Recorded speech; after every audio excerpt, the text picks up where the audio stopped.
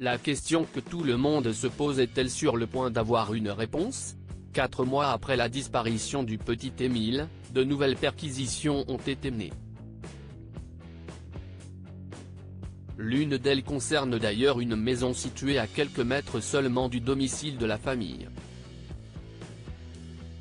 Ce mercredi 8 novembre, cela fera 4 mois que le petit Émile, 2 ans et demi, s'est volatilisé dans le hameau du Haut-Vernay où il débutait des vacances chez ses grands-parents maternels.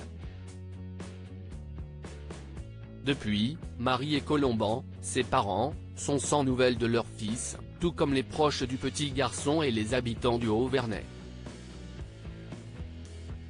Parmi eux, un adolescent de 16 ans, longtemps suspecté et dont l'exploitation agricole dans laquelle il vit avec sa maman a été perquisitionnée sans résultat probant.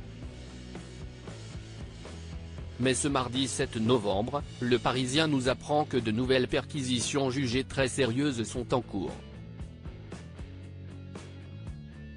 Si de nouvelles informations n'avaient pas été communiquées depuis un moment concernant la disparition du petit Émile par les enquêteurs, c'est parce que ces derniers menaient de sérieuses investigations, numériques et téléphoniques, autour de données de géolocalisation.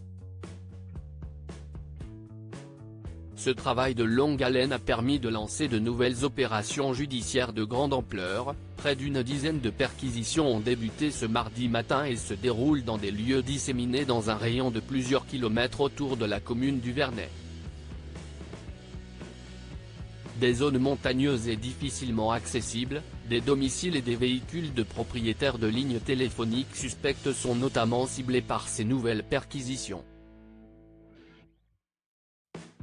Mais, comme Le Parisien le précise, l'une de ces perquisitions se distingue des autres. Cette dernière concerne en effet une maison située dans le hameau du Haut-Vernay, à quelques mètres seulement du domicile de la famille maternelle d'Émile.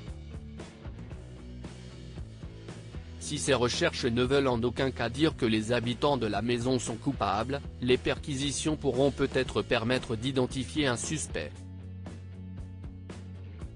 Gros travail sur les lignes téléphoniques. Le Parisien est en mesure de confirmer que les gendarmes de la section de recherche de Marseille ont analysé toutes les lignes téléphoniques et déplacements recensés dans le secteur le soir du drame.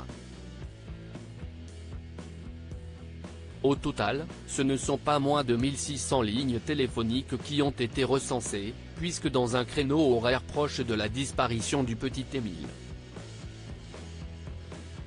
4 mois après le drame, le dénouement de cette triste affaire va-t-il enfin avoir lieu ?